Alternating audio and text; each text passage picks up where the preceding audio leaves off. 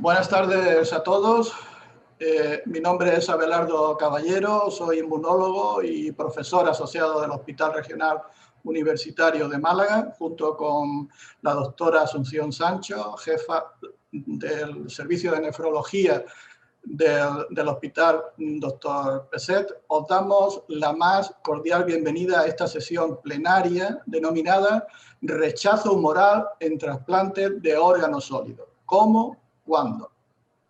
En esta sesión vamos a tratar uno de los temas del trasplante donde todavía hay más dudas que certezas. Para iluminar las diferentes cuestiones que siguen presentes en el rechazo humoral, esta tarde vamos a tener la suerte de contar con 4 de los más distinguidos y activos investigadores en este tipo de patología. Una patología que es tan preocupante en el trasplante renal.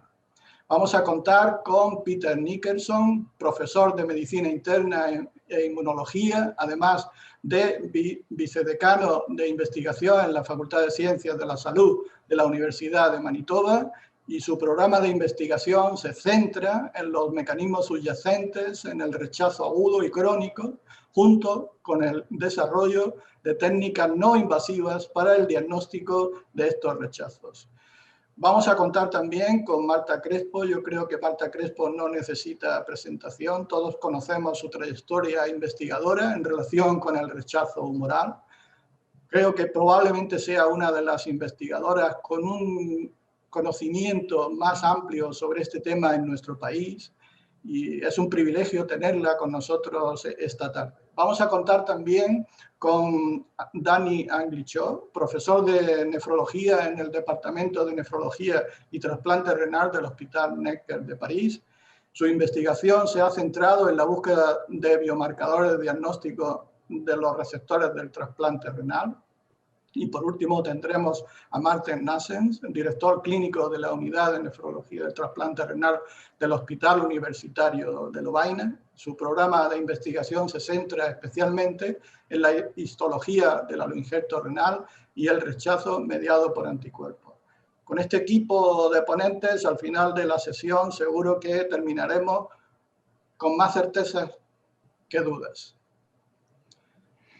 Thank you, Dr. Caballero, and good afternoon from Spain. Good morning to Dr. Nickerson in Canada.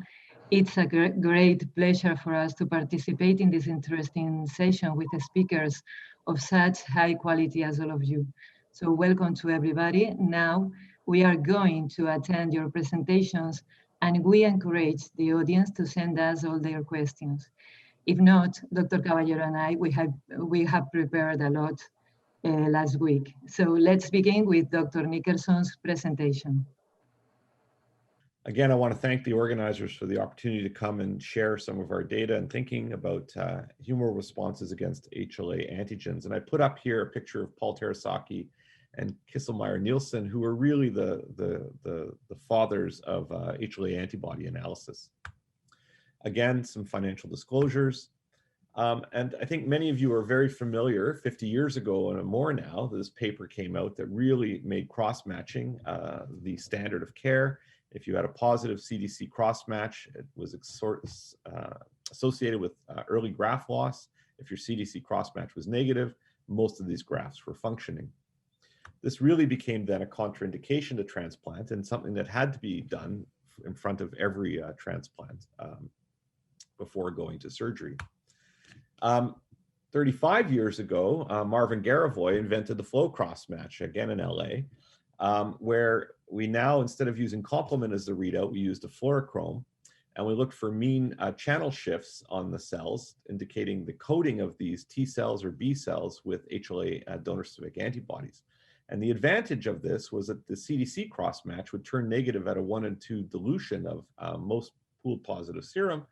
But the flow cross match in this example stayed positive down to 1 in 64. So it was actually picking up lower titer antibodies.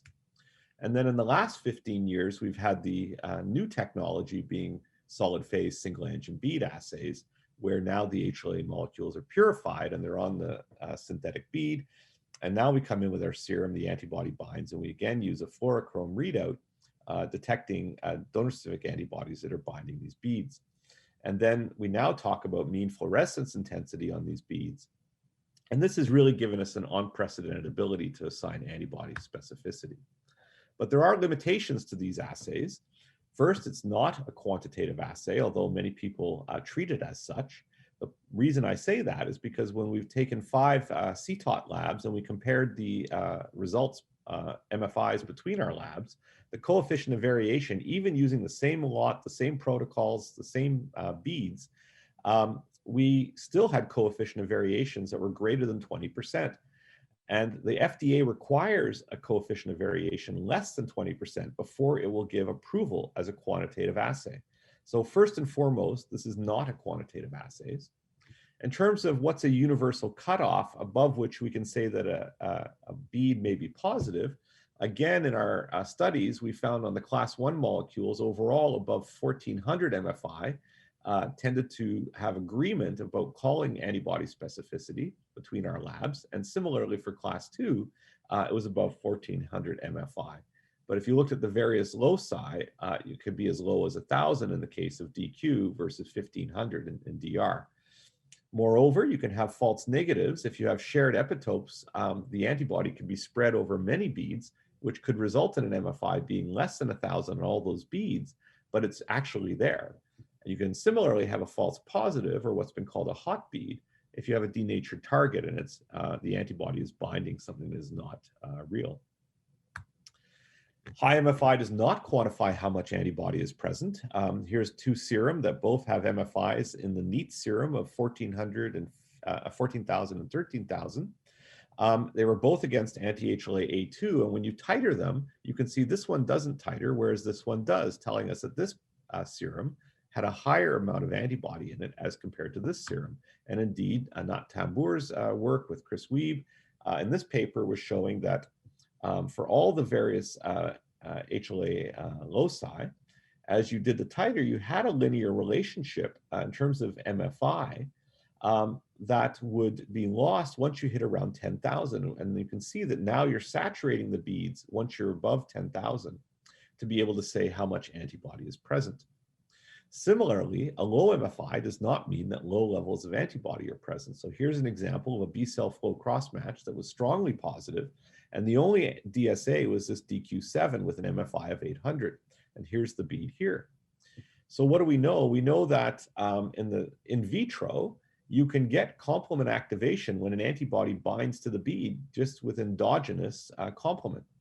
And this can coat the antibody, preventing the access to the secondary antibody, be it an anti-IgG or an anti-C1q antibody. If you incubate this with EDTA, you actually, it chelates calcium and it disrupts the C1 complex. So now it re-exposes the ability of the secondary antibodies to bind.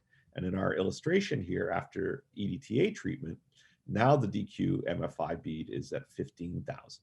So clearly, if you don't EDTA treat your serum, you could be having a prozone effect where you're blocking the ability of the antibody, the secondary antibody, to bind. What about attributes of antibodies using the single engine beads? There's been a lot of interest in the IgG subclasses 1 through 4. In terms of abundance, IgG1 is the most abundant. In terms of complement activation, IgG1 and 3 are the complement activators, but all of them have differential ability to bind various FC receptors that are on various cells. When you look at the serum of patients, it's very complex. So here, what I'm illustrating is that there are 15 IgG subclass patterns, depending upon whether you have isolated IgG3 or isolated IgG1. So when you actually look at this, and this is 3 different studies, that 2 pre-transplant and 1 post-transplant, looking at what subclasses were present in the serum, you can see that about 37 to 48% of the time, you only have IgG1 or 3. 47 to 62% of the time, you have mixtures of both complement binding and non-complement binding antibodies in a serum. And here the most common one being 3, 1, 2, and 4, or 1 and 2, or 3, 1 and 2. And only 1 to 5% of the time do you have purely non-complement binding antibodies. So in most sera, you're going to have a complement binding antibody. This makes interpretation complex. First, in terms of measurement, the secondary subclass-specific antibodies do have cross-reactivity to some degree, so you're not always assured that what you're seeing is what you think you're seeing. The clinical outcomes that have been observed, there's conflicting data, but that's because there's varying protocols, varying cutoffs, and various settings that have been used so that no clear conclusions, I believe, can be drawn.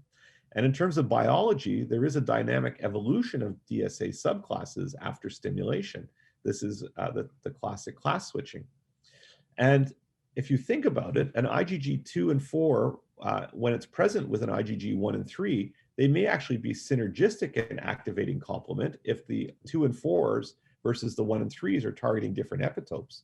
But on the other hand, if they're targeting the same epitopes, they actually may be antagonistic. So I think overall, interpretation is complex, and I think this is an investigational tool at this time. In terms of using the utility of a C1q binding assay, this is looking for DSAs that are binding the beads that now have bound the C1q molecule, and you're coming in with your secondary antibody to identify C1q specific antibodies. Stefan Schaub in Basel showed very nicely that when the IgG MFI was greater than 14,000, the C1q was positive with an AUC of 0.98. And what was interesting, and I think more important observation, was that 93% of the HLA antibodies that were C1q negative in this study were of the IgG 1 and 3 subclasses, telling us that, in fact, a negative C1q does not mean the absence of an IgG 1 or 3 DSA. Similarly, in our own studies, when we did EDTA treatment, we found that an IgG MFI that's been EDTA treated to prevent any prozone, that actually an MFI greater than 10,000 predicts a C1q positive assay with an AUC of 0.999. Importantly, in our C1q negative DSA, when we actually looked at the biopsies, 40% were C4d positive on the biopsy, again telling us that just because you're negative in vitro doesn't mean it's not capable of activating complement in vivo. And I think this is a really important concept that people have been missing. So in vitro C1q positive reflects primarily, in my mind, the antibody titer in the serum. In vivo complement activation relates to the IgG specificity and avidity, the concentration, and actually the ability to form hexamers. And it's been shown through crystallography for the C1q molecule to bind, you actually have to have an IgG1 hexamer formation that allows this molecule to sit down and then activate complement. So again, in vivo complement activation is dependent on multiple factors, not the least of which is antigen density and subclass. In terms of the accuracy of a virtual versus an actual cross-match, again, many of you are familiar with this paper from Emory, where they showed that in highly sensitized patients, where they absolutely ruled out a DSA by single antigen bead, these highly sensitized patients with a PRA greater than 80% had graft outcomes as good as the unsensitized patients, telling us that this type of technology may be applicable for virtual cross-matching. Now, we looked in our national sharing program in Canada for the accuracy of our virtual cross-match. So we make highly sensitized patient offers across the country. Over a period of time, we had 1,300 offers. Many of these offers were declined because of HLA analysis by the lab director before shipping the kidney. And in many of the cases, this was because of an allele-specific antibody or it was indeterminate. Excluding those, once we had shipped an organ, and we had 442 organs shipped, most of the organs went into the recipient. We require a cross-match prior to transplant of these shipped organs by flow. And of these 442 organs that were shipped, only 5 or 1% were rejected because of a positive cross-match with an HLA DSA. So overall, the single antigen bead is quite good at being useful for a virtual cross-match. In terms of prognosticating outcomes, again, Stefan's paper, very nice. It recapitulated the Emory group, showing that the probability of ABMR in highly sensitized patients without a DSA were not developing ABMR, whereas those patients who were cross-match negative by CDC but single antigen bead positive without desensitization had a 50% ABMR rate early post-transplant. And this translated into poor graft survival. In the Mayo group, the incidence of ABMR increased even with pre-transplant desensitization, depending upon the degree of positivity of the cross-match. And once you were had a positive DSA by single-angin bead, the MFI really was not prognostic between 1,000 and 10,000 in terms of who was developing ABMR.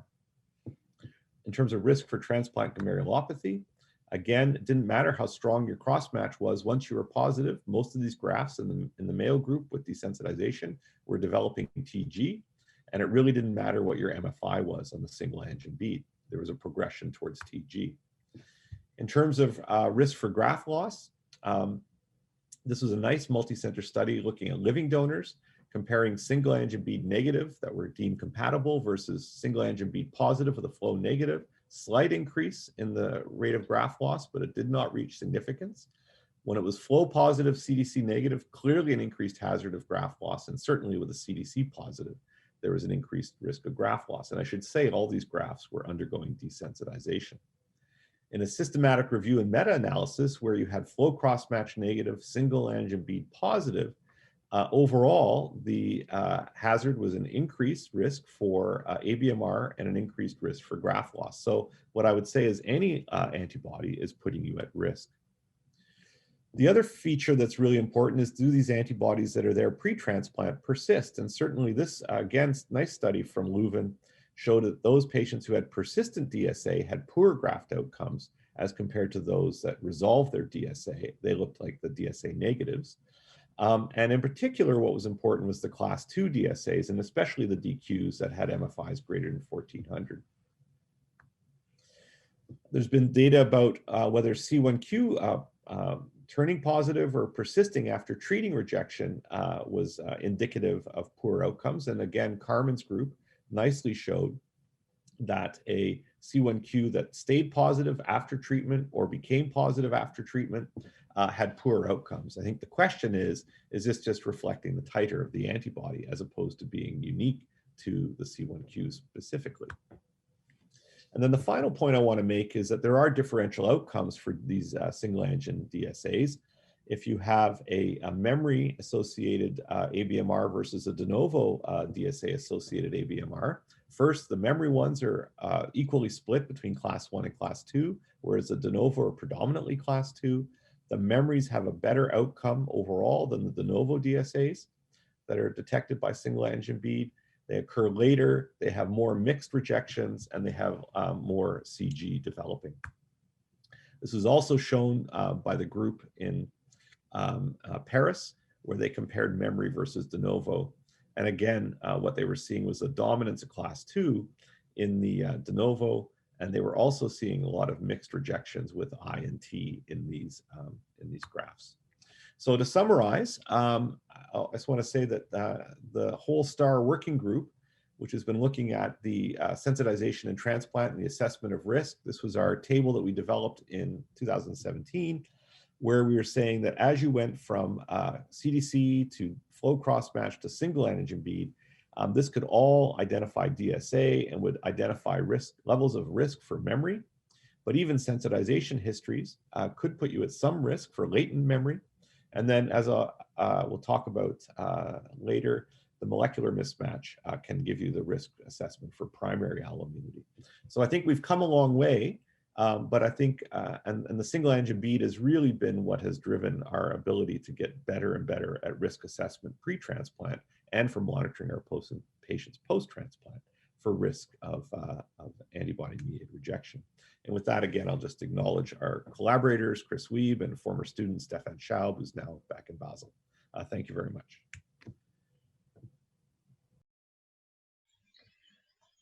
Buenas tardes, es un placer participar en esta mesa plenaria en la que intentamos desglosar diferentes aspectos del rechazo mediado por anticuerpos que nos preocupa a todos como causa importante de pérdida de función de los trasplantes de órganos sólidos. En concreto, yo me voy a centrar en los mecanismos de daño que condicionan los anticuerpos en el rechazo mediado por anticuerpos, evitando hablar del rechazo precoz con disfunción aguda, que tiene unos mecanismos que conocemos mejor y más marcados. y de alguna manera sabemos tratar. A lo largo de la charla hablaré de la relación del daño mediado por anticuerpos con los anticuerpos, la activación del complemento, la infiltración celular y la activación de algunas vías intracelulares del daño. Como punto de partida, los anticuerpos. Cuando nos enfrentamos a una biopsia de este estilo, en mi caso, una biopsia de un trasplante renal, resulta que cuando existe glomerulitis y capilaritis peritubular, hablamos de que tenemos inflamación microvascular. Y ese es uno de los criterios diagnósticos aceptados de rechazo mediado por anticuerpos según la clasificación de BAMP de 2019, que reproduce la de 2017. Con el microscopio óptico en esta biopsia no encontramos daño crónico, pero cuando hicimos el estudio con microscopía electrónica, además, podíamos añadir que existía una glomerulopatía crónica del trasplante que solo se ve con el electrónico en este caso, es decir, daño crónico que también se asocia con los criterios diagnósticos de rechazo mediado por anticuerpos. Además, entre los criterios necesitamos demostrar la interacción de los anticuerpos con el endotelio, en este caso con la microinflamación. Los demostramos. También lo podríamos hacer con depósitos de C4D o con transcritos característicos del rechazo mediado por anticuerpos. Y además deben existir anticuerpos donantes específicos.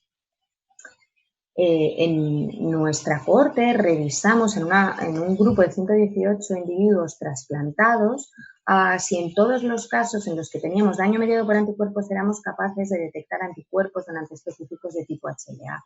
Y vimos que en la mayoría sí, en un 78,8%, pero en un 21,2% de los casos no. ¿Por qué? ¿Nuestra técnica no ha sido suficiente para detectarlos? ¿Hay otro tipo de anticuerpos donantes específicos implicados que no son HLA? ¿O hay otro trigger de la lesión? Y sobre todo, y es muy importante, impacta en la supervivencia del trasplante si existen o no anticuerpos donantes específicos, pues en nuestra cohorte no fuimos capaces de ver un pronóstico diferente en cuanto a supervivencia, teniendo en cuenta que hasta el 60% de los daño crónico en forma de glomerulopatía crónica del trasplante. La experiencia del grupo belga de Martin Nassens, que participa también en esta mesa, es diferente. Ellos, revisando 208 receptores de trasplante renal con rechazo mediado por anticuerpos fundamentalmente activo, glomerulopatía crónica del trasplante, solo en 5% de ellos encuentran una peor supervivencia si el daño de rechazo va acompañado de anticuerpos. Y no si existe un daño sugestivo, pero no hay anticuerpos anti-HLA circulares.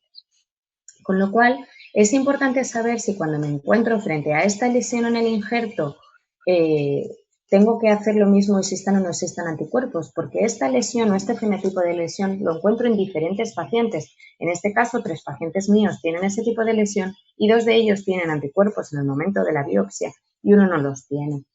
¿Son los mismos los mecanismos activados? ¿Tengo que implementar el mismo tipo de tratamiento? Sabemos que si hay anticuerpos anti-HLA donantes específicos, pues a través de la fracción FC de esos anticuerpos donantes específicos se puede activar complemento que acaba produciendo depósitos sobre la célula endotelial, que es la célula diana fundamental del daño. Que también esta fracción FC de estos anticuerpos donantes específicos es capaz de reclutar células inflamatorias, NKs, macrófagos, monocitos, que condicionan mecanismos de daños, pero además la fracción FAB, que es la que se une al antígeno, va a desencadenar la activación de unas vías intracelulares de daño a través de la activación de mTOR. Y ahora vamos a ir a estos diferentes mecanismos de daño. La activación del complemento, pues conocemos su importancia en el daño agudo. En las primeras experiencias ya demostramos que la presencia de depósitos de C4D en la biopsia se asociaba con rechazo agudo mediado por anticuerpos y con un peor pronóstico, porque la activación del complemento tiene mucho que ver con los anticuerpos que están en la circulación, que sean policlonales capaces de unirse a diferentes porciones, epítopos del mismo antígeno, que hay algunas subclases como el IgG3 o el IgG1 cuya conformación facilita la activación del complemento, pero sobre todo la cantidad de anticuerpos, la concentración en la superficie del endotelio va a facilitar o no que se active el complemento, pero claro, teniendo en cuenta la cantidad de antígeno que está expresado en el endotelio. Si tenemos, por ejemplo, a lo mejor anticuerpos frente a antígeno de P que se expresa poco, pues a lo mejor no vamos a tener una concentración suficiente para activar complemento. Y esto se ha demostrado in vitro. A mayor concentración de anticuerpo en un cultivo de células endoteliales con anticuerpos donantes específicos, a mayor concentración, más anticuerpo unido a la célula, más depósito de complemento unido a la célula. Si cultivamos esas células con un inhibidor de complemento, el inhibidor C1s, pues resulta que no vemos que eso altere la cantidad de anticuerpo unido a la célula, la IgG o la MCI de la IgG no se modifica, pero sí que disminuye la cantidad de complemento que se activa, con lo cual es un mecanismo que podemos modular. Y es importante en nuestros pacientes, pues en la serie de Martin-Nassens, como comentaba antes, una parte de los pacientes tienen anticuerpos con el daño sugestivo de rechazo mediado por anticuerpos y otros no. Y parece que en su cohorte los que tienen anticuerpos con más frecuencia presentan depósitos de C4d en la biopsia. ¿Y eso se correlaciona con la supervivencia del injerto? Pues en la experiencia de ellos no. Los pacientes que tienen rechazo mediado por anticuerpos con anticuerpos donantes específicos, da igual si tienen o no C4d en la biopsia, la supervivencia es peor que en aquellos pacientes que no tienen anticuerpos independientemente de los depósitos de C4d. Nosotros evaluamos una cohorte de pacientes con anticuerpos donantes específicos de clase 2 y analizamos las biopsias realizadas. Vimos que la capacidad de estos anticuerpos de fijar complemento en plataforma luminés o la plataforma de C3d o de C1q, lo que hacía es predecir que con mayor frecuencia esos pacientes rechazo mediado por anticuerpos en las biopsias. Pero había pacientes que no fijaban complemento, ni C3d ni C1q, que también desarrollaban rechazo mediado por anticuerpos y, desde luego, la capacidad de fijación del complemento no predecía la supervivencia del injerto. Evaluamos si la presencia de anticuerpos en la circulación se relaciona con mayor actividad del complemento en la circulación, con mayor cantidad de complejo de ataque a la membrana, y comparamos pacientes con anticuerpos y sin anticuerpos. Aquellos con anticuerpos tenían más cantidad de complejo de ataque a la membrana circulante. Sin embargo, no era diferente si esos anticuerpos donantes específicos fijaban o no fijaban C3d o fijaban o no fijaban C1q, con lo cual lo que medimos en la plataforma Luminex no traduce exactamente lo que está pasando en el tejido o en la circulación. Este estudio realizado y publicado el año pasado en 83 pacientes con anticuerpos donantes específicos no encontró que la cantidad de C4d circulante en sangre pudiera predecir el pronóstico de supervivencia del injerto, aunque sí, de forma interesante, encontraron que el C4d en la orina o la cantidad de C4d en la orina se asociaba con una peor supervivencia del injerto. De manera que el complemento es un brazo fundamental, pero no es condicionante exclusivo de que exista daño. Porque de hecho se activan otros mecanismos y ahora vamos a hablar de la capacidad de las células del sistema innato de participar en la inflamación y en el daño del tejido. Sabemos que la unión del antígeno y el anticuerpo donante específico en la superficie de la célula en la que se va a producir el daño, en este caso fundamentalmente la célula endotelial, va a hacer que ésta exprese más P-selectina y esta molécula facilita la adhesión de los monocitos. Además, el que se active complemento en esa zona de lesión y la existencia de los receptores FC de esas células circulantes que se unen al FC de los anticuerpos va a facilitar que se recluten y que ese tipo de células, tanto los macrófagos como las NK, las natural killer, infiltren el tejido y produzcan más daño. Y además, la unión antígeno-anticuerpo a través del FC permite, como decíamos antes, reclutar estas células, por ejemplo, las natural killer, y facilitar la citotoxicidad dependiente de complemento que puede producir mucho daño.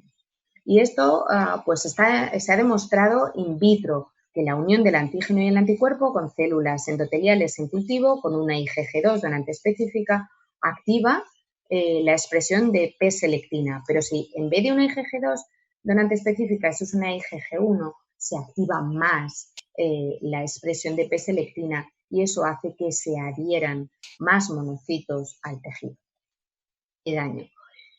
Y esto lo hemos visto también en las biopsias de pacientes. Aquí comparto la experiencia del estudio de 174 biopsias renales, una parte precoces, otra parte tardías, y la evaluación de la infiltración por células natural killer o macrófagos. Se ve que las células natural killer en la experiencia de este grupo están claramente más presentes en las biopsias de los pacientes que tienen rechazo mediado por anticuerpos. No lo encuentran así o no encuentran que los macrófagos estén tan presentes en esas biopsias en tejido renal, aunque sí en la experiencia de trasplantadores cardíacos los macrófagos son una célula muy importante participante en la lesión. Además, en esta experiencia el número de células natural killer en la biopsia se asociaba con la supervivencia de ese trasplante renal. Nosotros hace años realizamos un estudio para caracterizar las células natural killer en la circulación de pacientes con anticuerpos donantes específicos y encontramos que las NKG2A positivas estaban aumentadas en los pacientes que tenían anticuerpos donantes específicos y especialmente si esos pacientes tenían daño, rechazo mediado por anticuerpo en las biopsias. Hemos expandido esta cohorte y estudiando la célula especular a la NKG2A positiva, estudiando la NKG2A negativa, hemos sido capaces de ver que la proporción de células NKG2A, si está muy disminuida en los pacientes que tienen rechazo mediado por anticuerpos, la impresión es que el pronóstico es peor que si el paciente tiene un rechazo mediado por anticuerpos, pero no hay tanto consumo o tanta participación de estas células NKG2A negativas. Y además, y de forma interesante, no encontramos que estas células NKG2A negativas estén solo disminuidas en los pacientes que tienen rechazo mediado por anticuerpos con anticuerpos donantes específicos, sino que también ocurre en aquellos pacientes con rechazo mediado por anticuerpos en los que no detectamos anticuerpos donantes específicos anti-HLA. Es decir, que las células NK parecen participar cuando se produce esta microinflamación independientemente de que haya anticuerpos o no. ¿Y qué ocurre en el tejido? Pues en esta experiencia con 95 biopsias de trasplante, con estudio de microarrays, encontraron transcritos relacionados con las células NK más presentes cuando existía rechazo mediado por anticuerpos, tanto de NK activadas como de NK quiescentes de alguna manera. En un subgrupo de las biopsias incluidas en este estudio realizaron también tinciones por inmunohistoquímica y encontraron más células NK en los casos de rechazo mediado por anticuerpos. Nosotros hemos hecho un estudio de inmunohistoquímica en pacientes que tienen rechazo mediado por anticuerpos. Hemos buscado las células NK en el glomérulo y no encontramos que sean diferentes entre los pacientes con rechazo mediado por anticuerpos con anticuerpos o con microinflamación sin anticuerpos y los pacientes que no tienen ningún daño. Pero, sin embargo, cuando evaluamos las células natural killer que participan en el daño en los capilares peritubulares, están claramente aumentadas estas células y muy presentes en los capilares de rechazo mediado por anticuerpos con anticuerpos y microinflamación, es decir, rechazo mediado por anticuerpos sin anticuerpos.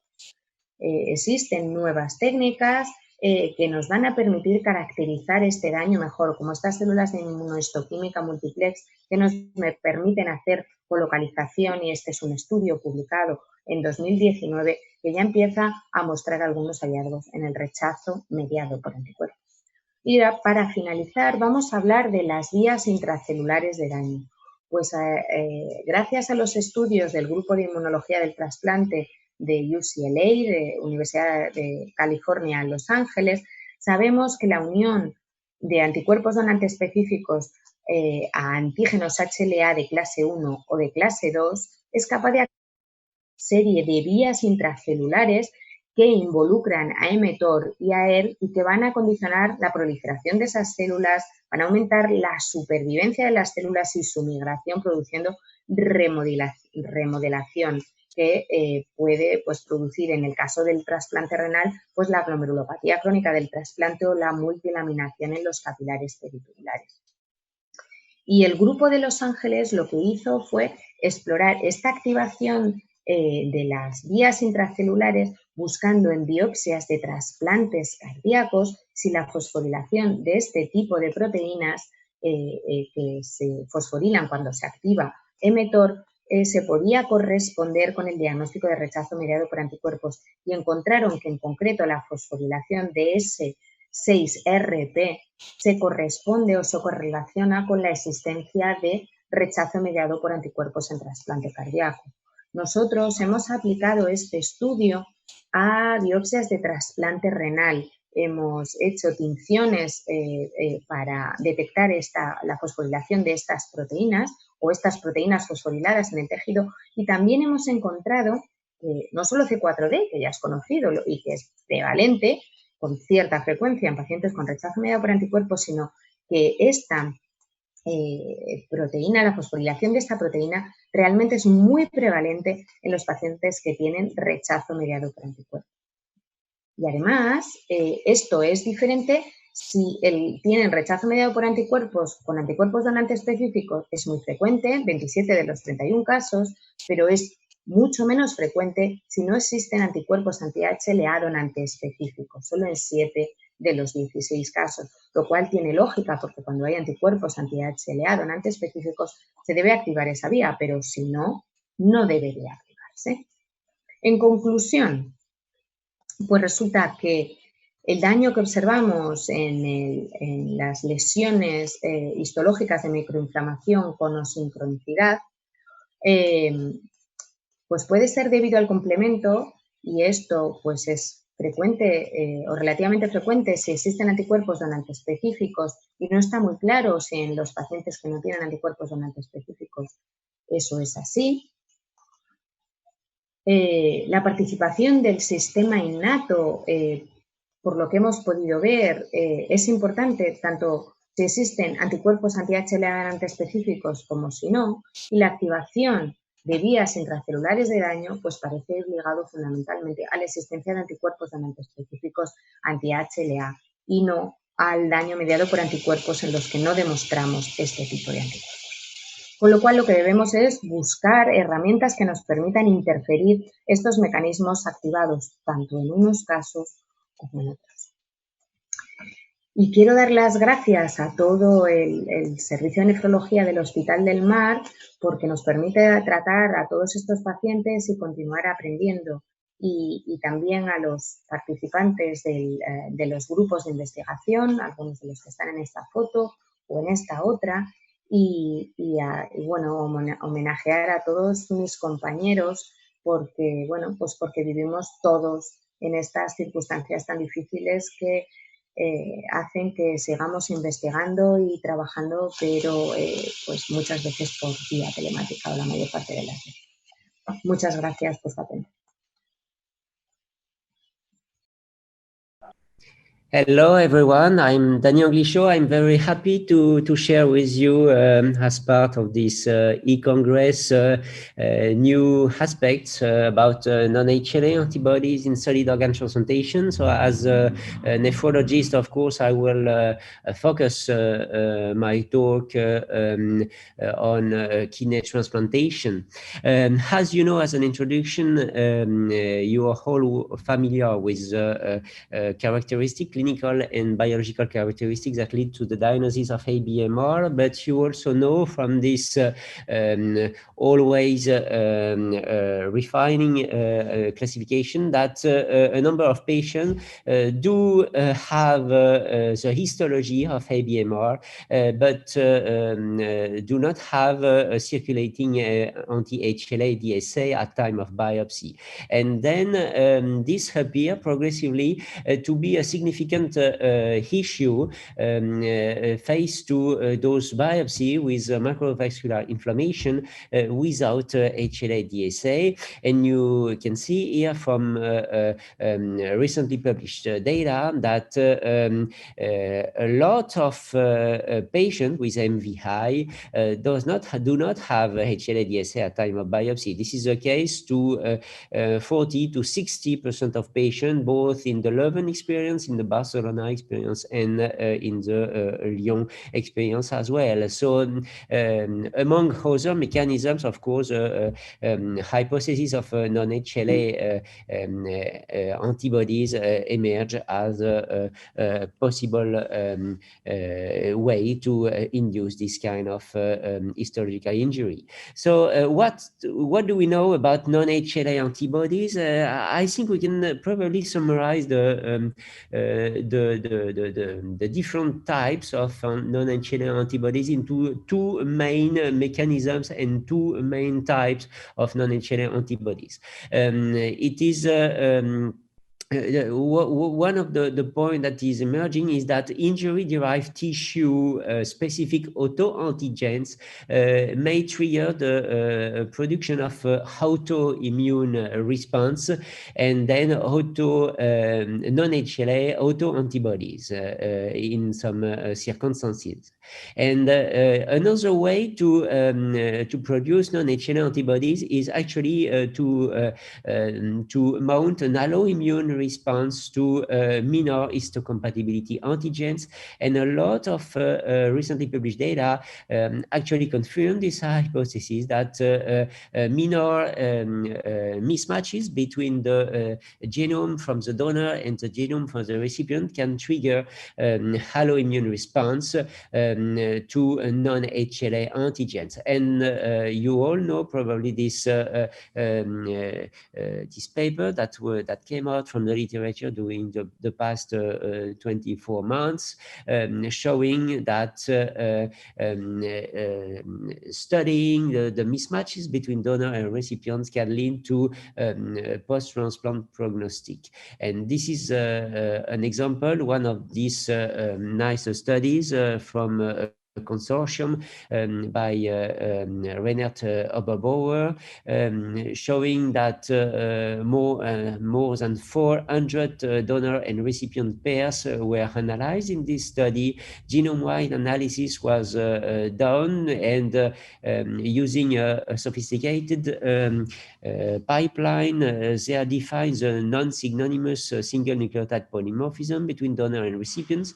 As you can see, the first point is that many not synonymous SNPs were analyzed, and the median number of non-synonymous SNPs among individuals is about 2,000. So you can actually mount an alloimmune response to around 2,000 different proteins. And then if you split the number of non-synonymous SNPs into quartile, you can see that there is a nice association between allograft survival and the number of non-synonymous SNPs between donor and recipients. And they also could find that the patient with the more non-mismatched SNPs could also present antibodies to those mismatches, showing that you can actually mount an alloimmune response, a humoral alloimmune response to non-HLA antibodies. And another paper that came out in NEJM last year also showed, with a very similar approach but a different statistical pipeline, another interesting locus, LIMS1, which was associated with the time to rejection in two different independent cohorts, showing that you can actually develop some kind of alloimmune response to LIMS1 with a significant impact on the graft survival. And actually, in our small cohort at Necker Hospital, we could also demonstrate that anti-LIMS1 antibodies associated with the ABMR type phenotype. So let me now discuss with you a recent result that we had with regard to diverse non-HLA antibodies. I suggest you to just discuss these three different papers. So the first one was actually a collaboration between our team and Emmanuel Zorn team at Columbia University. And in this paper, we assess the role of natural antibodies. Natural antibodies often display a polyreactive profile in that they react to multiple, very diverse antigenic structures, as well as apoptotic cells. And Emmanuel Zorn previously demonstrated some association between those natural antibodies and graft survival in other settings. And then in this study, we evaluated the development of polyreactive antibodies during the first post-transplant year with graft outcome. For this, we used serum samples from more than 600 and actually exactly 635 kidney transplant patients, and we studied the polyreactive antibodies pattern at day 0 and at 1 year post-transplantation or at time of acute rejection. So we define this parameter, which is NAbs positive, for patients who developed post-transplant NAbs.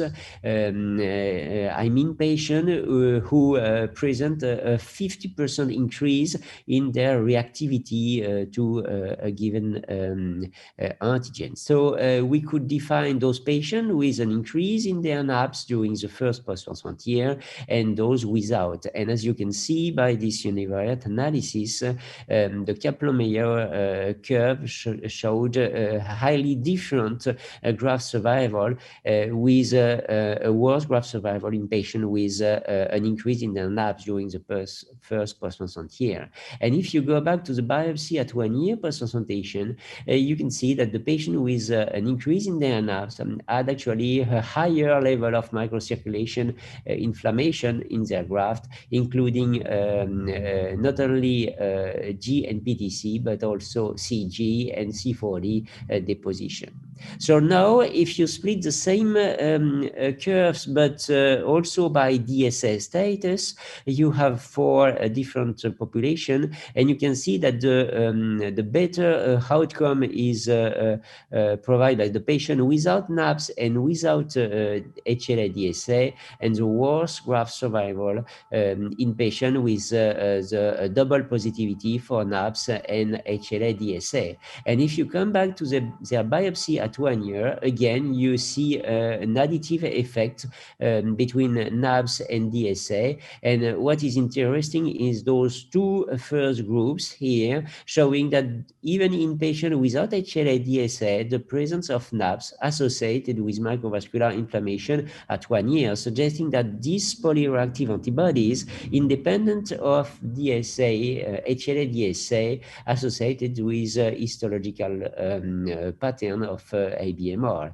And univariate and multivariate Cox analysis also showed that this increase in the NAbs level during the first post-transplant year was independently associated with graft outcome, independently of EGFR and proteinuria at 1 year, and independently of the HLA-DSA status, showing that these antibodies actually have some prognostic impact on graft survival.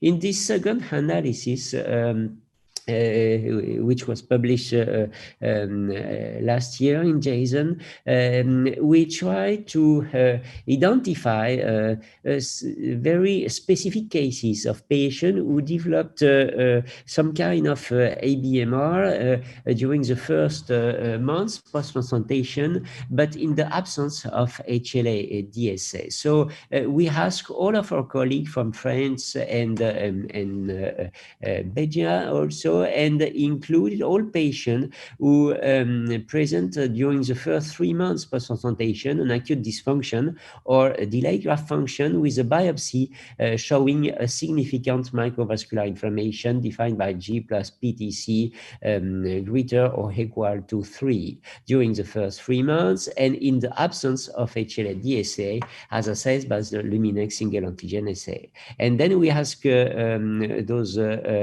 teams to provide us serum samples as well as biopsy, and we studied these serum samples in order to detect non-HLA antibodies.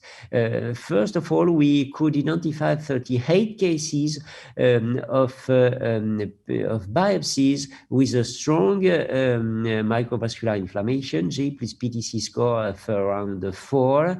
And you can see here that some of the patients had very severe glomerulitis, very severe peritubular capillarities, vasculitis as well, and hemorrhage and interstitial edema. So this patient had a very strong phenotype of antibody-mediated rejection, but in the absence of anti-HLA assays. So we first analyzed the serum samples by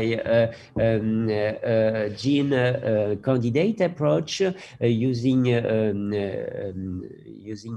Luminex-based techniques, and then we assess in stable patients and in AMVR patients a large number of antigen, and as you can see here, there is no clear signature of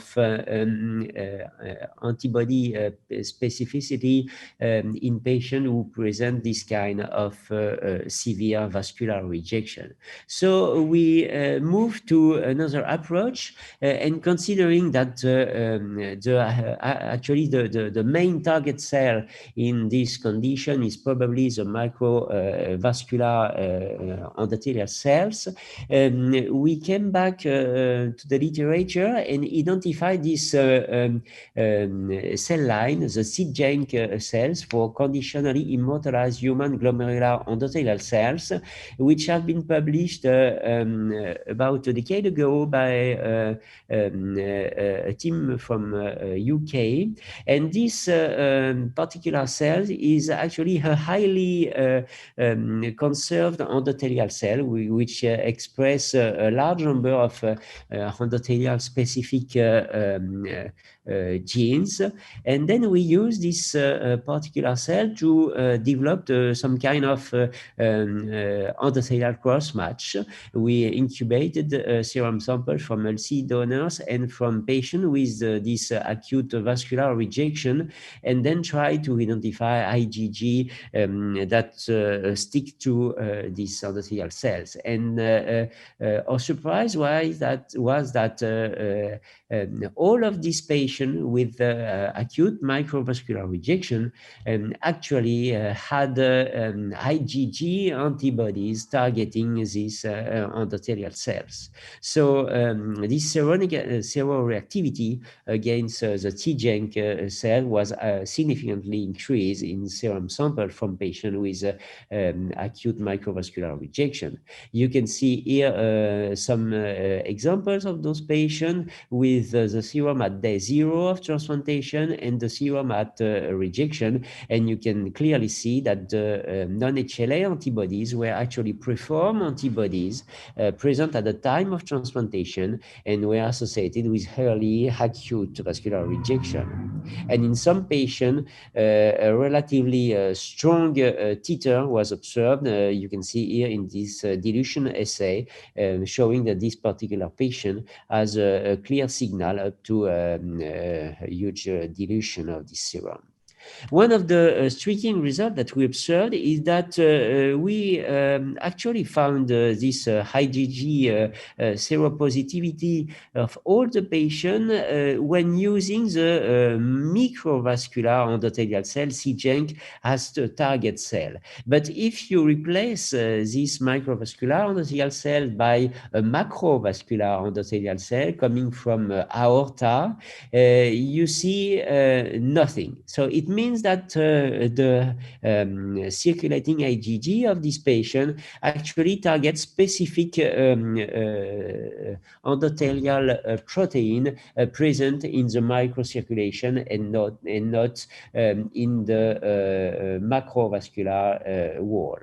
So The problem here is that the CJENC cell are, of course, human cells, and as all human cells, constitutively express class 1, HLA class 1 antigens, and can induce class 2 antigens under cytokine stimulation. So this is an issue if we wanted to use CJENC cell in all patients to detect non-HLA antibodies, in particular in patients with HLA antibodies that would turn positive this cellular assay. So to circumvent this issue, we went back to these CJENC cells expressing both class 1 and class 2, and then using CRISPR-Cas9 engineering, we deleted beta-2 microglobulin to delete HLA class 1, and then we deleted C2TA, which is a key regulator of HLA class 2 antigen expression at the cell surface. And then we could develop a CJENC delta HLA cell, which is exactly the same microvascular endothelial cell, but without expression of HLA class 1 and HLA class 2. We confirm that this cell have no expression at all of both class 1 and class 2 HLA antigens. And then we also thoroughly confirm that this cell retain all characteristics of an endothelial microvascular cells. And we studied a large number of specific protein. This is an example of ICAM2 and VEGFR2, but a large number of protein were shown to display exactly the same expression pattern between the CJENC cells and the CJENC delta HLA cells. And then we use these cells to repeat the endothelial cross-match with a large number of kidney transplant recipients from Necker Hospital, more than 380 patients. And then we studied this test at day 0 immediately before transplantation. And we called the test the Nadia test for non-HLA antibodies detection assay. What you can see here is a typical result that we obtain in a patient without non-HLA DSA and in a patient with HLA DSA. And you can see here the distribution of this Nadia test. And one of the first results is that there is a clear increased level of non-HLA DSA in patients awaiting a retransplantation, suggesting that a large part of these non-HLA antibodies come from sensitization during a previous transplantation. And this is the last result I want to show you, because the analysis is still ongoing, but the result of this non-HLA test clearly associate with ABMR histology at 3 months post-transplantation. So as a conclusion, there are recent genome-wide studies which strongly support the deleterious role of non-HLA antibodies after kidney transplantation. Non-HLA antibodies are an heterogeneous group of antibodies that may target non-HLA halo antigens or tissue-specific autoantigens. There is clearly a lack of knowledge of the antigenic specificity of most of these non-HLA targets. An innovative cell-based assay that I just show you the principle with an engineering human glomerular endothelial cells identify preformed non-HLA anti-endothelial cell antibodies that associate with post-transplant outcome. I thank you for your attention, and we're happy to have some questions. Thank you.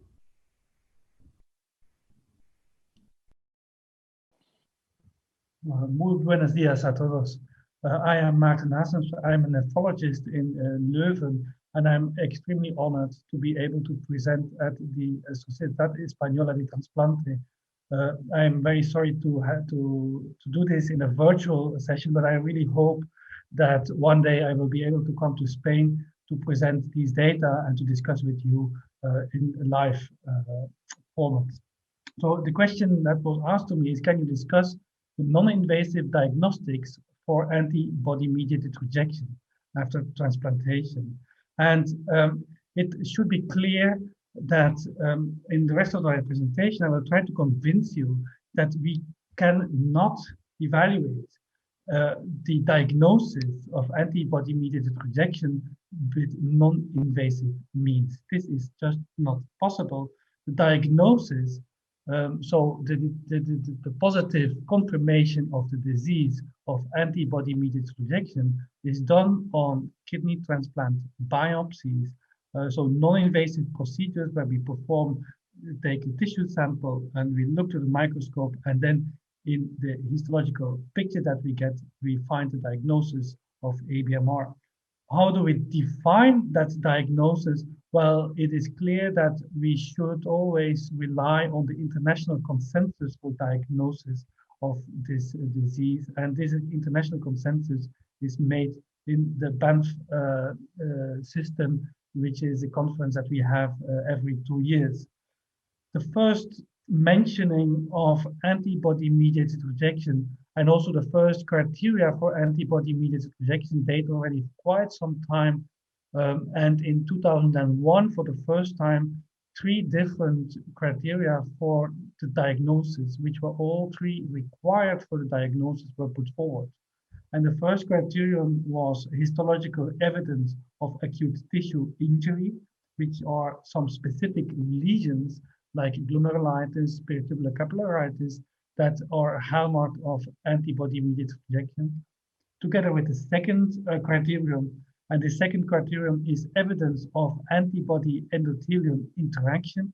And in 2001, this was confined to C4D deposition in the peritubular capillaries. And then the third criterion is the serological evidence of donor-specific antibodies, so circulating antibodies targeting the donor. And so all these 3 criteria were necessary for the diagnosis of antibody-mediated rejection in 2001, but still today they are required for putting the diagnosis forward. Of course, there's quite some cases that do not fulfill each of these 3 criteria, and then we call these cases suspicious for ABMR. The definition of antibody-mediated rejection has changed a bit over the past 20 years, and the most important changes were first in 2013, the recognition for the second criterion that the antibody-endothelium interaction is not always associated with C4D deposition, and so the threshold for C4D was changed, and also the cases that were C4D negative can be diagnosed as ABMR. And then in 2017, a second major change in the definition of ABMR was accepted by not longer needing the positive detection of donor-specific antibodies, but also allowing, for instance, C4D positivity as a proxy for donor-specific antibody positivity.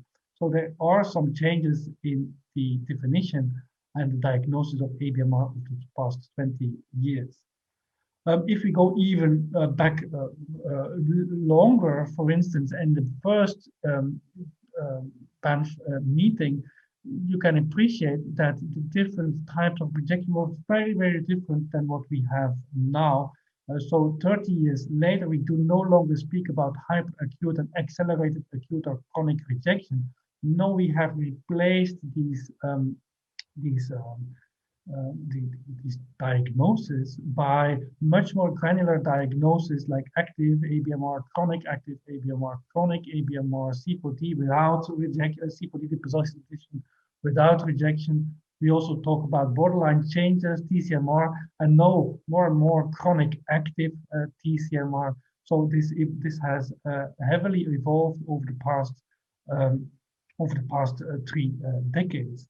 And the reason for this evolution in the definition of the diagnosis is based on the fact that there are many lesions that we can see within the kidney transplant biopsies.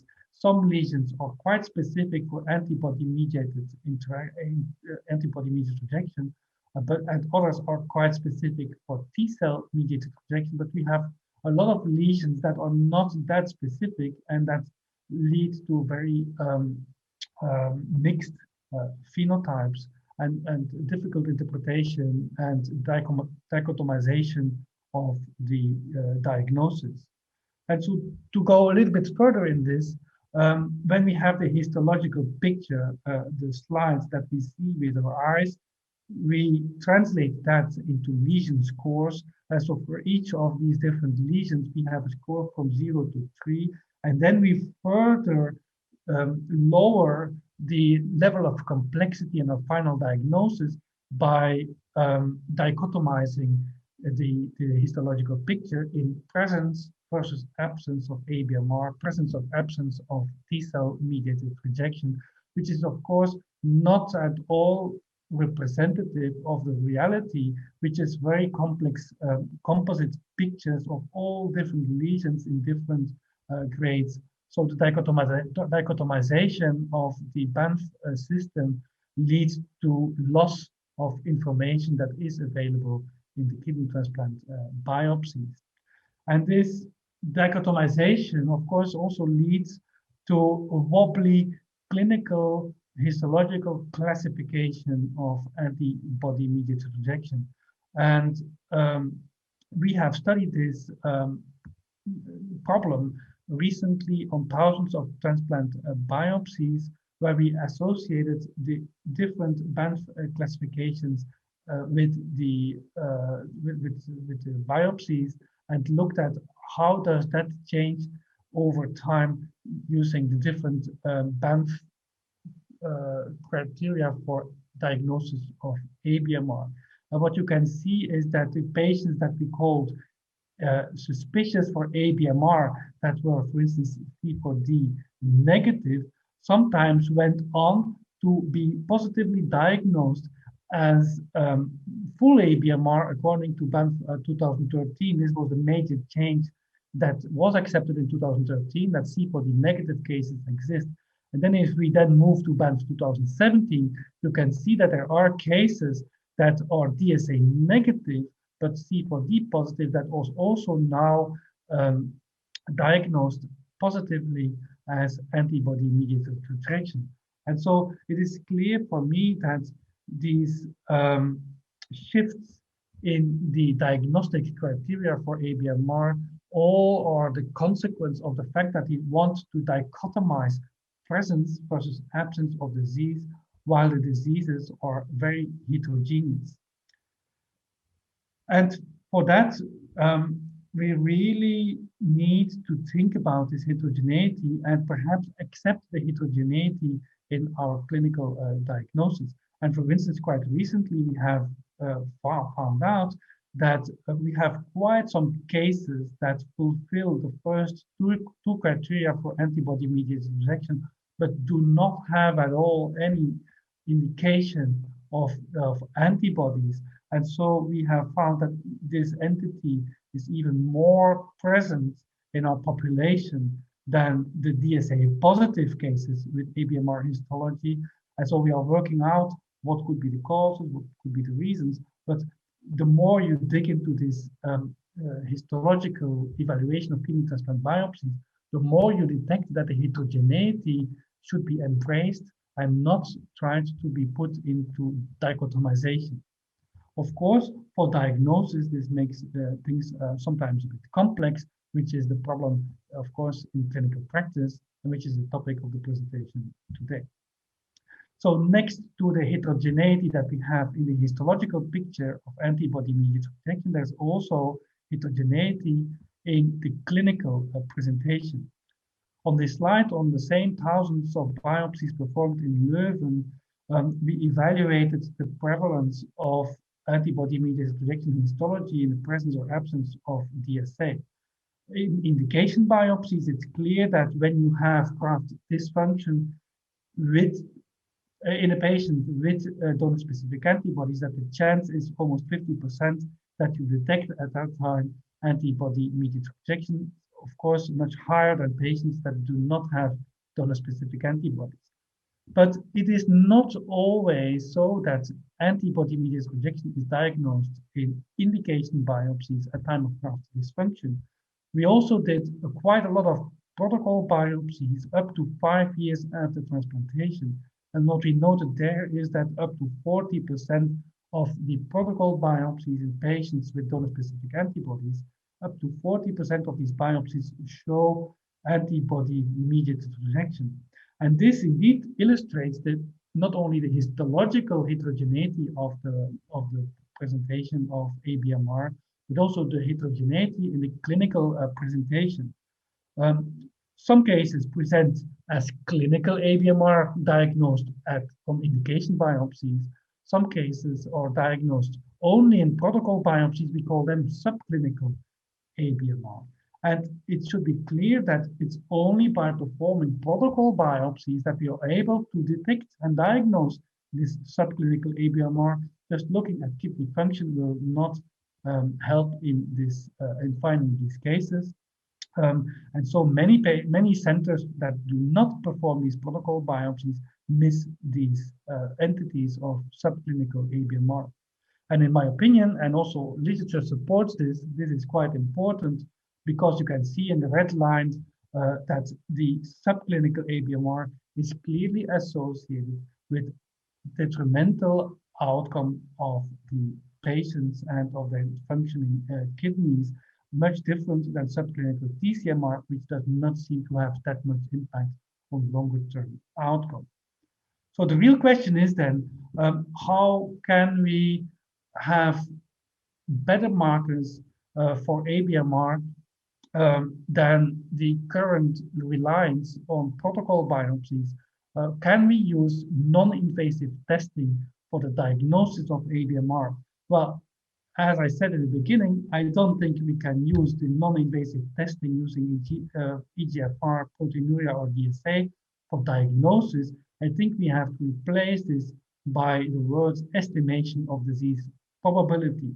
So we detect, or we estimate the probability of ABMR of being ongoing, instead of making the diagnosis. Again, the diagnosis is based on biopsies. And so quite some years ago, I did an analysis where I looked at how proteinuria could be diagnostic for ABMR, and you can see that in indication biopsies at time of graft dysfunction, the AUC was 0.64, so not at all sufficient for diagnosis of ABMR. And when you look at protocol biopsies, or at time of stable graft function, proteinuria was significantly associated with ABMR, but not at all at the level that we could use it as a diagnostic marker. 2 years ago, in a European consortium, we have been able to further evaluate this diagnostic performance of different non-invasive markers for the probability of ongoing ABMR, and we found out exactly the same kind of significant association between GFR, proteinuria, and DSA with the diagnosis of ABMR, but this was not at all sufficiently accurate for the diagnosis, where you see that the AUCs range between 65 and 68%, not good enough for using this as a clinical tool. So we built then integrated clinical models where we integrate the EGFR, proteinuria, and donor-specific antibodies in one diagnostic model, and you can appreciate that this starts performing better with an AUC of 0.76, and in indication biopsies, even AUC of 78%. The problem is exactly with the protocol biopsies, where the clinical model consisting of EGFR, proteinuria, and donor-specific antibodies is not at all able to detect subclinical ABMR. And this is, of course, not much of a surprise, exactly because we base a definition of protocol versus indication biopsy on the clinical interpretation of stability of graft function.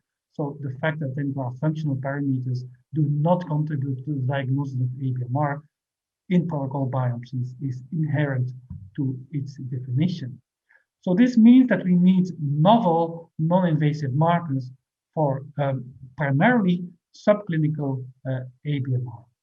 And so in the rest of this presentation, I would like to go over a few of the potential markers that we could propose for antibody-mediated rejection detection and discuss their sensitivity and specificity. So I will go with you over the urinary chemokine profiling and blood chemokine profiling, and also I will show you some examples of donor-derived cell-free DNA and the blood gene expression profiles for the non-invasive diagnosis of antibody-mediated rejection. So first of all, the urinary chemokines, specifically CXCL9 and CXCL10, have been intensively studied over the past decade, many studies indicating the potential clinical value of this test in urine.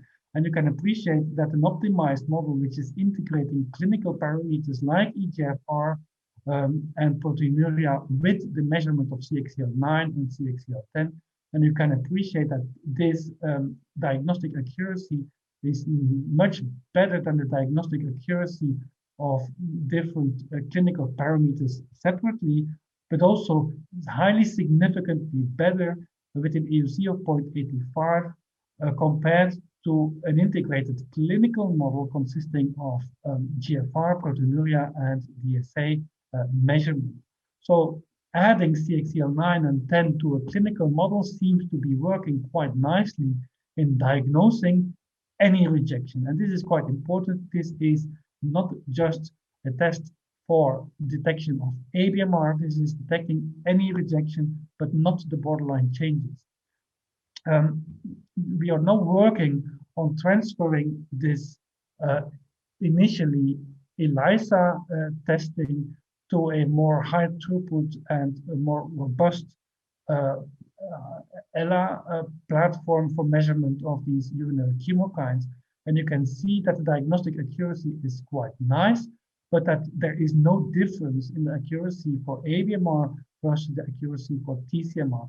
So with the urinary chemokines, we cannot detect solely ABMR, and we also pick up the subclinical TCMR, which is perhaps less associated with outcome. The second test that is more and more proposed is the donor-derived cell-free DNA testing, which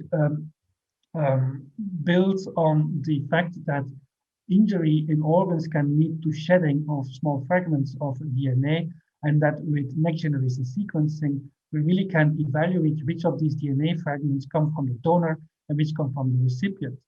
In the past many years, there have been a lot of publications on this. There are several companies heavily investing and also having clinical tools already available. But to be honest, at the moment, there are many mixed results about this biomarker.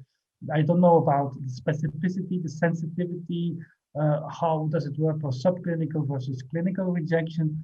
So a lot of the questions are at the moment unanswered, but the very good news is that large studies are ongoing, and I truly believe that with these large studies, we will find the exact place of this diagnostic tool in our clinical routine. Hopefully for ABMR, but in my personal opinion, it might be that these tests are also quite good at detecting severe T-cell mediated rejection, so not a specific marker. In Leuven, together with the Biomargin Consortium and now licensed to carry Igg, we have developed an 8-gene blood ABMR biomarker consisting of these 8 genes. And we have found out that only using this biomarker, we reach already an AUC of 0.80, which is quite good, that this biomarker is specific for ABMR, can also pick up mixed rejection, but is not at all detecting T-cell mediated rejection. That this biomarker is good both early and late after transplantation. And most importantly, the biomarker performs very nicely at time of stable graft function and a little bit and still at time of graft dysfunction, so both for indication and protocol biopsies. Integrated with a clinical model, you can see that we can even increase the AUC for diagnosis of ABMR to 88%, and especially at the time of stable graft function for protocol biopsies. The improvement of the diagnostic accuracy for ABMR is tremendous and leads to the opportunity to use this biomarker really for the non-invasive detection. even at time of graft dysfunction, this biomarker performs quite nicely. And finally, I would like to show you this slide on a study that is ongoing in our department, where we evaluate the diagnostic performance of blood chemokine profiles, so no longer urinary chemokine profiles. And there we detected that these blood chemokine profiles are quite accurate, not for the rejection, but for the presence of antibodies. And these test chemokines in the blood, in my personal opinion, are therefore not a non-invasive marker for ABMR, but just illustrate the fact that there is donor-specific antibodies, which is something that we can measure directly instead of using chemokine profiling, of course.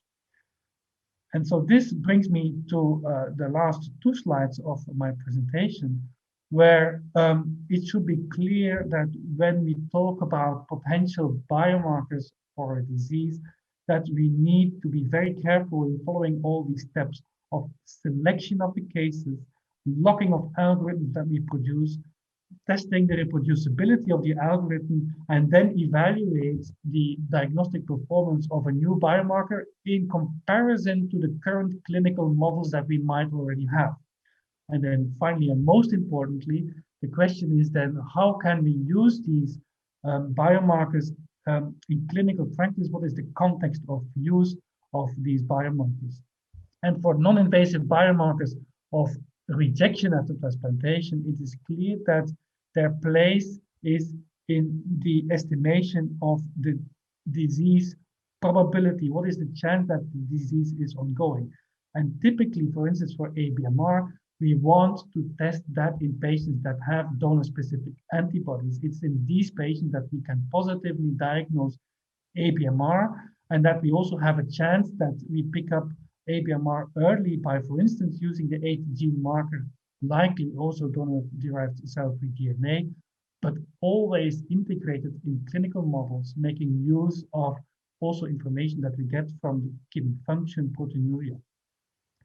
And then once we have an increased estimation of disease probability, the next step is always, in my opinion, to perform a biopsy to first of all confirm the disease, but then of course also evaluate the different subtypes of the disease, the granular histological presentation of antibody-mediated rejection, which is, as I illustrated in the beginning of this presentation, crucial, this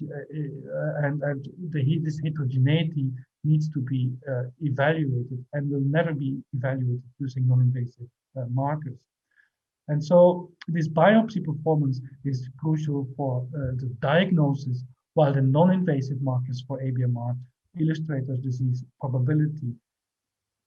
And this brings my presentation to a conclusion. I thank you so much for attending this session, and I'm open for questions. Muchas gracias. Thank you for your excellent presentations. And while we are waiting for questions from the audience, the former questions is from Dr. Caballero, especially dedicated to Dr.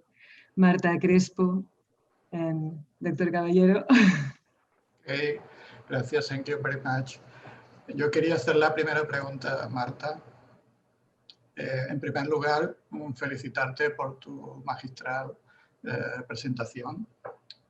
Has hablado de que hay alrededor de un 23% de rechazos humorales que son DSA negativos y que pueden presentar algunas características diferentes de los rechazos DSA positivos. En tu opinión, ¿se podría considerar que el rechazo humoral DSA negativo podría ser un rechazo humoral, no dejar de ser un rechazo humoral, pero no mediado por anticuerpos, y que podríamos estar ante una entidad diferente del rechazo mediado por anticuerpos? Gracias, Abelardo. No sé si contestar en inglés para involucrar a Peter y a Dani. No, incluso puedes comentarle la pregunta y tal. Porque mi inglés no es tan fluido. Ojalá tuviera yo el inglés que tú tienes.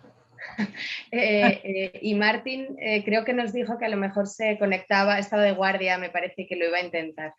So I will do it in English for all of us.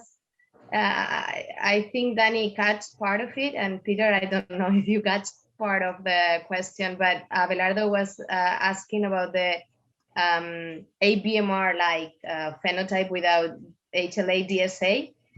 So he was mentioning that in our experience, we got like 23% of HLA-DSA negative ABMR phenotype. But as you have just seen, Martin Nassens has a different experience with over 50% of microvascular inflammation without DSA. So it depends at what time you are evaluating that. And so he was asking about if it's the same or a different diagnostic or pathogenic entity.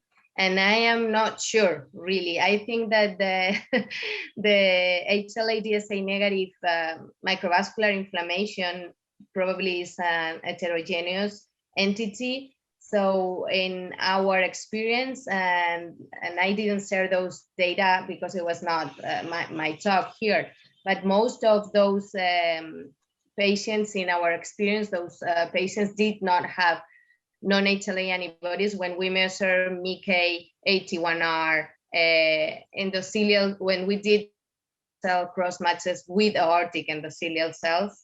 So we didn't find that. And they had a different number of HLA mismatches with the donor and things like that. So in our small experience, our small cohort, they look like they are not antibody mediated. But listening to Danny, I think that with more numbers, you will see that some of them are HLA-DSA mediated by memory B cells, and we are not detecting the HLA-DSA maybe, or you have non-HLA antibodies.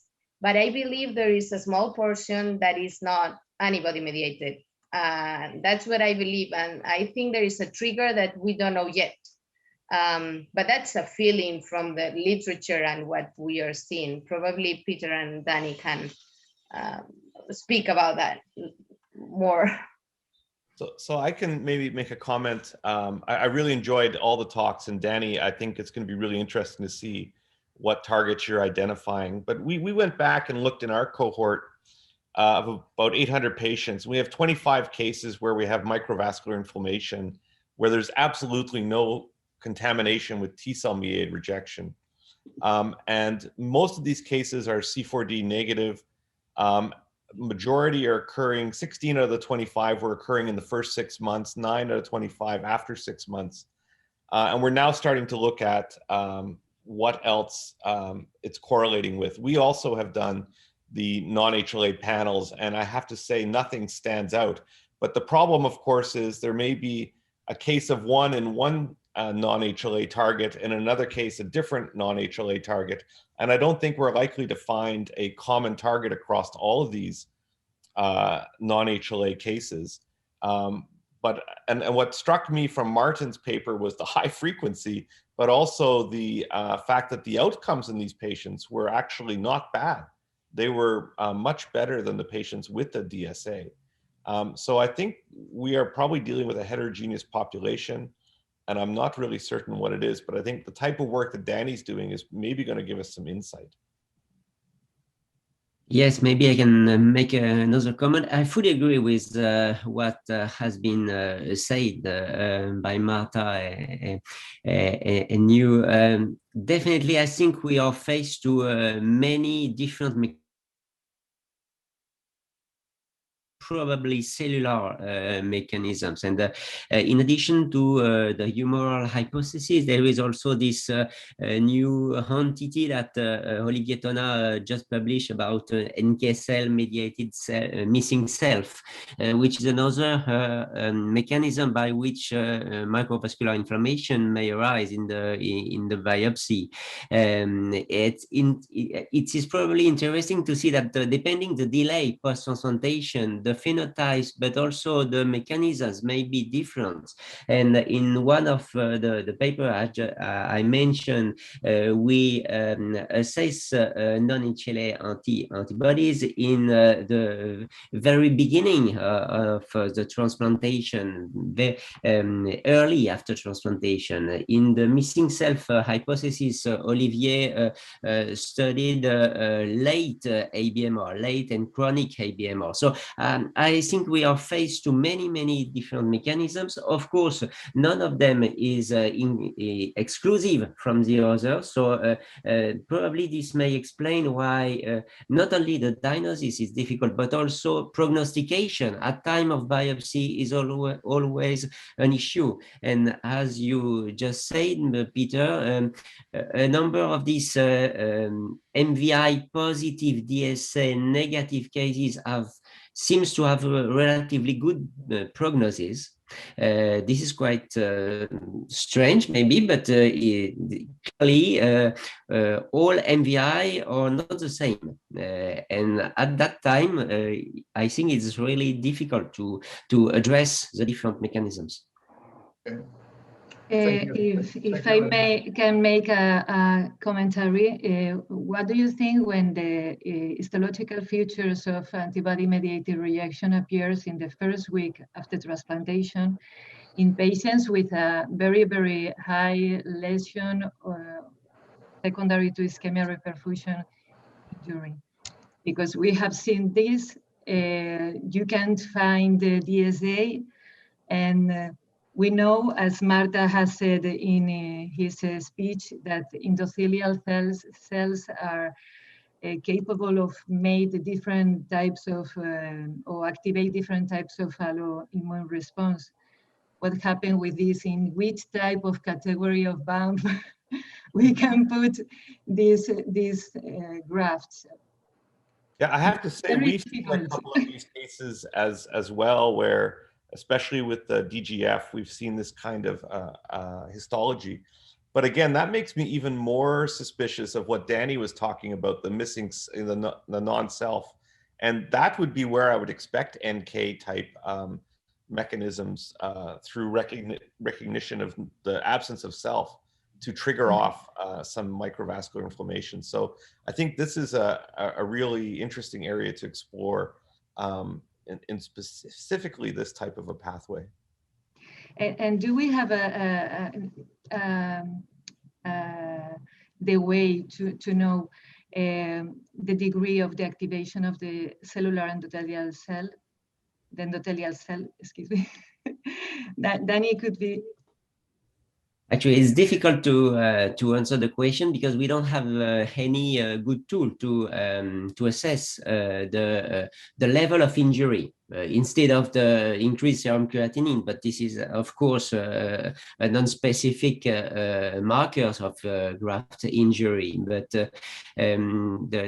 we don't really know. The point, what I can say from the last study that we did with this engineered microvascular endothelial cell, the TGenk delta HLA cell, we found a clear association between the cellular assay before transplantation and the occurrence of post-transplant ABMR histology.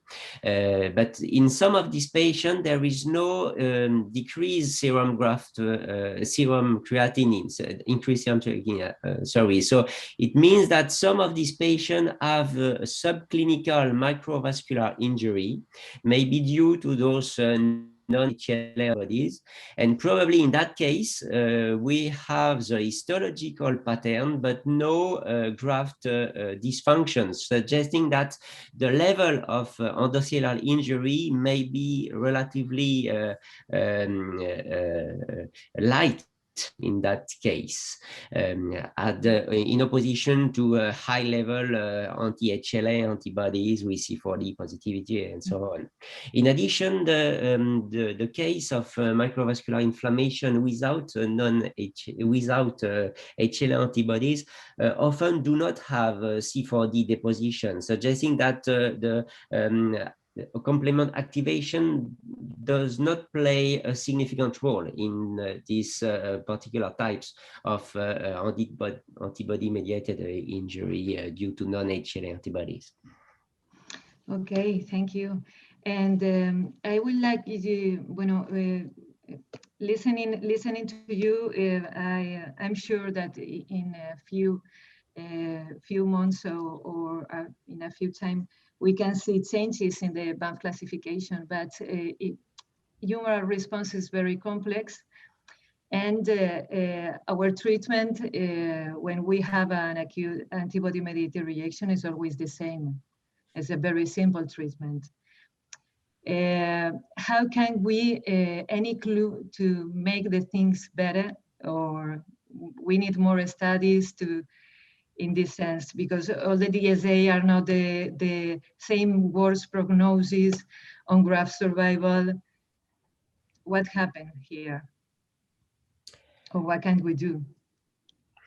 Maybe I can. We need trials, right? I mean, we need to get agents. Certainly, there's the IMAGINE study with the anti-IL-6 for the chronic active ABMR.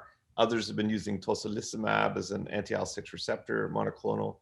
There was a really interesting paper out of the Vienna group where they were looking at targeting NK cells in ABMR and showing some positive effects. So I think therapeutics are going to come into this area, and what we really need is to enroll into clinical trials. So I would encourage us all to have either investigator-initiated trials or pharma-sponsored trials. This will be where we will learn things. And maybe I can, oh, sorry. Please, go ahead. No, go ahead. Oh, I think it's no, I think it is a difficult area to for assays because we haven't agreed on criteria completely. So most the trials that we have participated in or the published trials were kind of trying to restrict cases to the existence of chronic transplant glomerulopathy or trying one treatment just once. And I don't know if that makes sense with an ongoing process.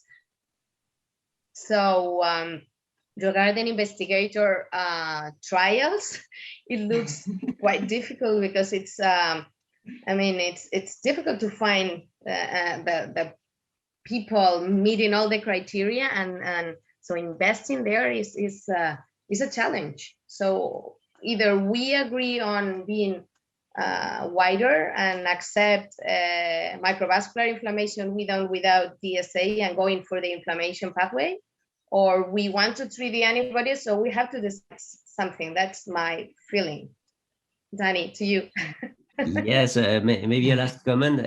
I think considering that we don't even know exactly what is pathophysiological mechanisms of what we observed in a given biopsy, when we observe microvascular inflammation, many mechanisms may be under this lesion. So it's really difficult to address the therapeutic intervention once we don't know the basic mechanisms of the injury.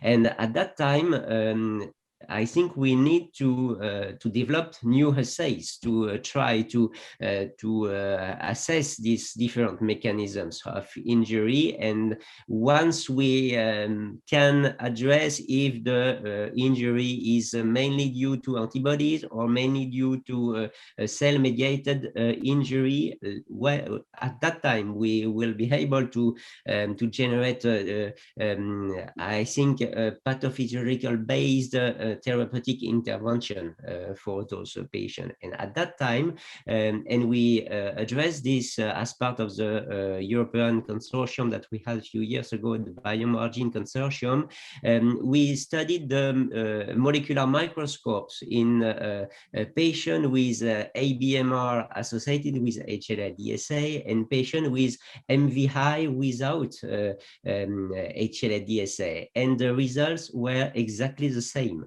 This has been done by Martin Nassen's team, and there was exactly the same transcriptomic profile in both groups, suggesting that we don't, even at the transcriptomic level, we cannot decipher the different mechanisms that are going on in the graft. It's really an issue, a big issue to develop therapeutic, specific therapeutic interventions. Thank you, but time is over. I'm sorry, this has been a very interesting and complex session with a lot of discussion, but I'm sure in the very near future, we have the answer to all of these questions unsolved. Thanks to the speakers again for their brilliant presentations, but for the research works that help us to understand better this complex world. Thanks the organizers. Thanks to my co-chairman, Dr. Abelardo Caballero. A pleasure to talk to him the weeks before.